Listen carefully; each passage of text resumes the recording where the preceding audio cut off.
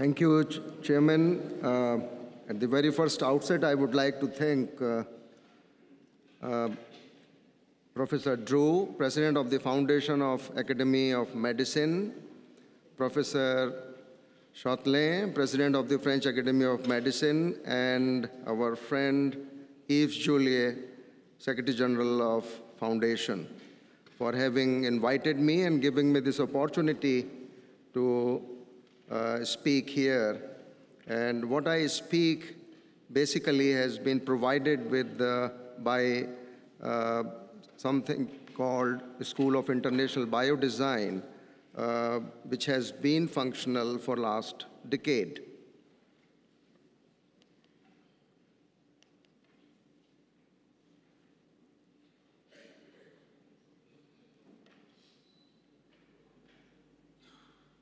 What I'm going to briefly take you through the journey of a School of International Biodesign, which was a Stanford India Biodesign project to begin with.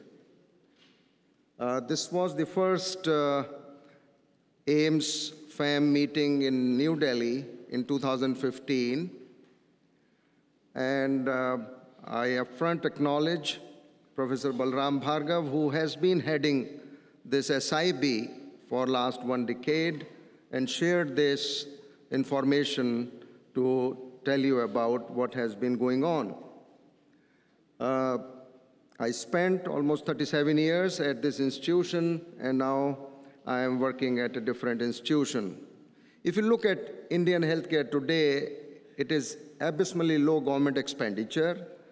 There is a large economic disparity we all are talking about. There is low investment in capacity building, urban-rural disparity, and then we need to make clarity on provider, whether the government is provider or payer. Indian medtech industry today, it has been there for a long time, and it was perceived as a low tech. The high tech was dominated by foreign players.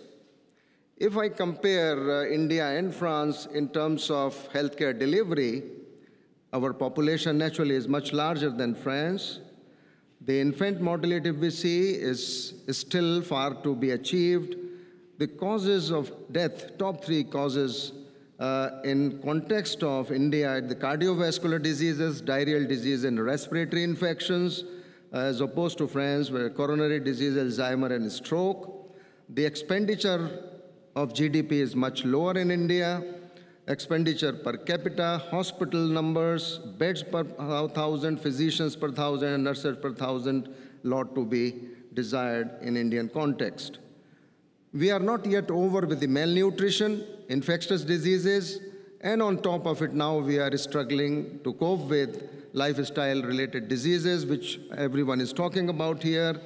The coronary artery disease, the diabetes, the obesity, the cancer, and we lose sight of another important aspect where we are losing lives and causing disability is the injury, which consumes 3% of our GDP, whether we want it or not. If we look at WHO region-wise, the Southeast Asia region bears the biggest brunt today, these developing countries having the largest share of road traffic injuries and death. If we look at trauma deaths, they both exceed, both put together, cancer and heart disease in young generation between ages 1 and 44. Again, if we look at years of productive life lost due to injury, they again exceed, both put together, cancer and heart disease, because the injury is the disease of the young. I compare traffic fatalities per 100,000. If we look at Europe, if you look at USA, France, and other developed countries, it ranges between 6 and 15. Every day, 3,400 people die on world's roads and tens of millions of people injured and disabled each year, which include children, pedestrians, cyclists, older people among the most vulnerable road users. When I see the trends in road traffic deaths in France, the 2013 saw the dip, which has the lowest quoted, what I got the data, and it again started rising. It is a coincidence And when I looked at Indian roads and deaths, again, we saw a dip in 2013. It's just a coincidence that we saw actually minus 1.2%, and we were happy that maybe now the downward trend has begun, but not. It was sustained, and in 14, 15, 16, we saw again the rise in road deaths in India. If we look at total accidental deaths, they actually have a 67% rise since 2002 and 30 per 100,000. I can tell you that none of the cancer in India had this kind of incidence. If we look at the breast cancer, which is the commonest cancer in women in India, ranges between 14 and 29 per 100,000. Again, we have a huge train network, and we were happy in 2013 that we saw a decline of 27% in railroad accident deaths. But that was again very temporary, and we again saw almost 100% rise in 2014 and almost 100% rise in 2015. So we have not yet achieved what we wanted in the decade of action for road safety and accident prevention. So somebody has very aptly termed it as an injury is a silent genocide. If we look at WHO projection in '99, the road traffic injuries were at number 9 position in terms of disability-adjusted life year loss, and likely to move to number 3 position only after cardiovascular diseases and the mental health illnesses.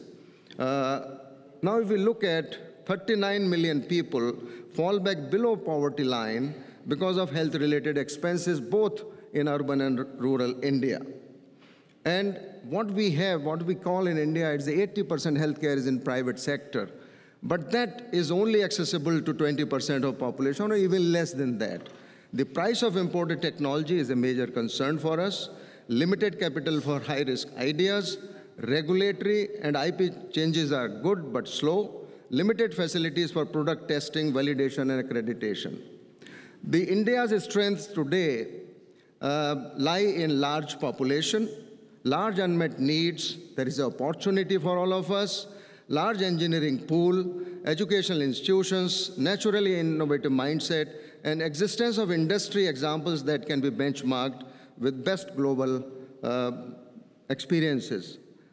The positive changes which have taken place recently in India is a greater belief in ourselves, regulation being implemented considering global experience and industry inputs, growing IP awareness and protection, innovation hubs being nurtured in institutions like IITs, SIB, and various universities, and government is realizing the relevance of this industry. Well-lit industry bodies like CII, FICCI, working with all stakeholders towards in the national interest. So what SIB has been thinking and has philosophy is the global affordable need-based development of healthcare innovations, which has been nicknamed as Gandhi. Identify in India, invent with India, implement globally. The goals are more for less for more. I think that is our objective, to become the epicenter of frugal medical technology innovation, to train people in medtech innovation on the biodesign process, to innovate for unmet clinical needs focused on developing countries. So the whole biodesign process basically looks at the identification of the needs screening, then invent, concept generation, concept selection, and the third process is for implementation, development of the strategy and planning, and also integration in the healthcare system. So this fellowship program, which began somewhere around 8 years ago, and year 1, suppose somebody gets admitted in this fellowship in January 15, informational training takes place, and then there is a clinical immersion for 3 months. Then concept selection takes another 3 months, and product development starts and takes another 4 months. And then this concept is presented. Every year there is a MedTech Summit in December.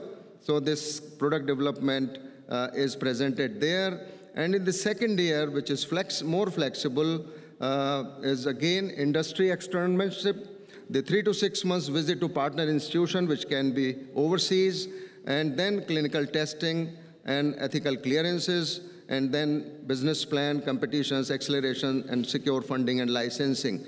And then fellows are granted graduation certificate at the MedTech Summit in December, at the end of 2 years. Here I would like to welcome the fellows from France as well, because we are working and with partnership in various countries. Frugal innovation, as was mentioned in the morning, is necessarily not poor. It's basically low cost. And if we look at how it has been since 1980s, the emerging economies versus developed economies, that most of these happened in developed economies. Then in 1990s, it started changing.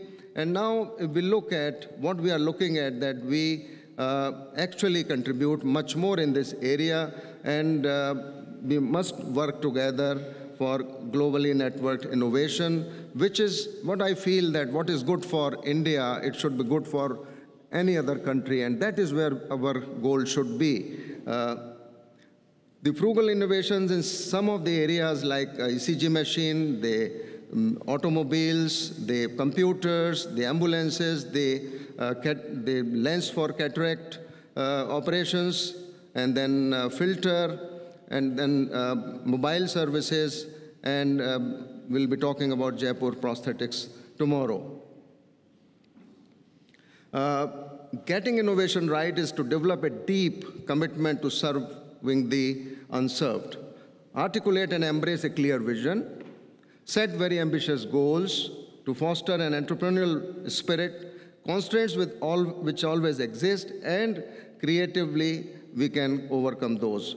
Focus on people who need it, not just shareholder wealth and profits. I think that is where the healthcare has gone wrong in many aspects. So frugal is necessarily not cheap, but it should be low cost, affordable, and should focus on changing lives of the masses.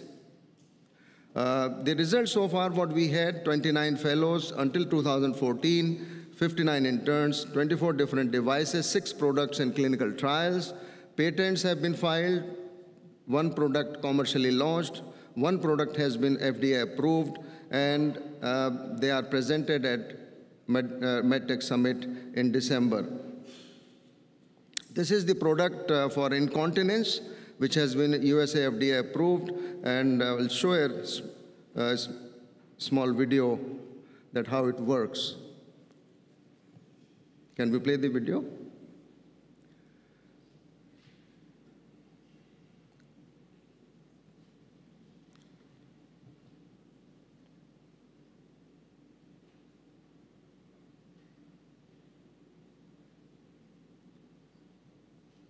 This is for patients who have incontinence due to sphincter issues, due to neurological issues.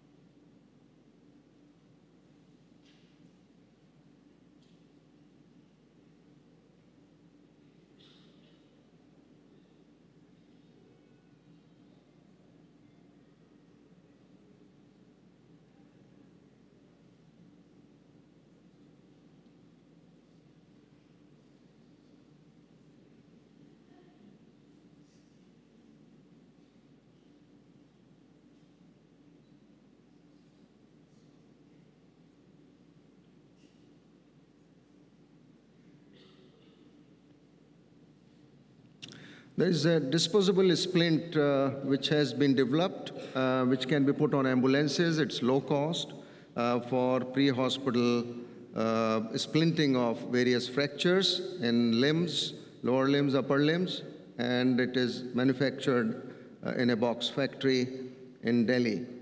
Then there is a intraosseous device which has been developed.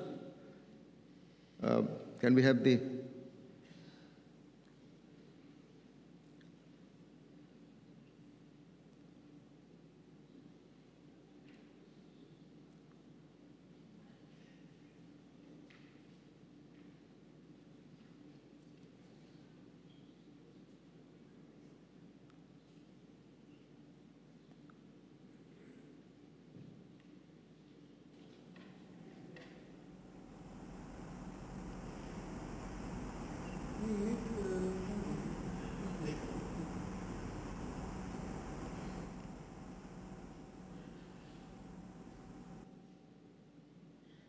And this is a ventilator for neonates. It was developed with the support of Bill and Melinda Gates Foundation.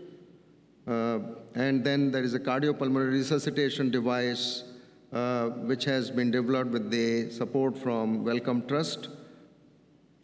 Can we have the video?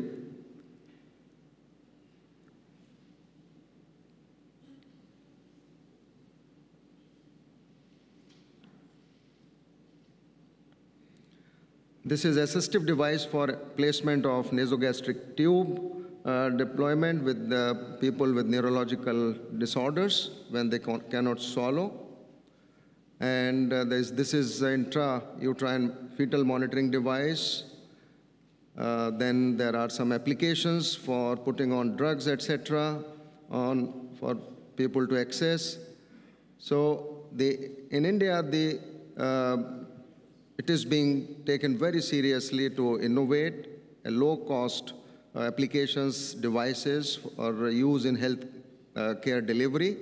And how can we all use this change? And this is no better time than now. If you look at India and France are united in fight against enemies of humanity, is also happened in India and France, are natural allies made for each other. And I welcome you all for 12th Indian MedTech Summit in December 2018 in New Delhi. Dates will be announced. Thank you so much for your attention, and we invite all of you to visit. Thank you.